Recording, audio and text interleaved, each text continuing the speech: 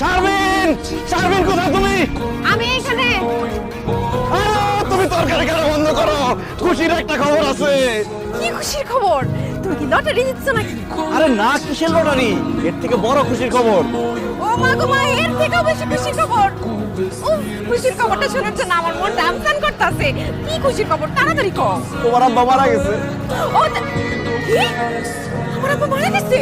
হ্যাঁ, তোমার আব্বা মানে আমার শ্বশুর মারা গেছে। আহা শারমিন, এরকম একটা খুশির দিনে তুমি মরা কান্না শুরু করলা কেন? চুপ করো। আমার আব্বা মারা গেছে, আমি কান্নাকাটি করবো না তো কি নাচানাচি করবো? অসভ্য ইতর বদমাইশ ফাজিল লোক। এই, আমার বাপ মারা গেছে, তুমি কিভাবে বললা যে এটা একটা খুশির খবর? আহা, তোমার তো কোনো ভাই নাই। তোমার বাবার সহায় সম্পত্তির মালিক এখন কে হবে? আর মেয়ের জামাই না? আর একজন মেয়ের জামাই হিসেবে এটা আমার জন্য খুশির খবর না? রেল্লা, কত বড় স্বার্থপর।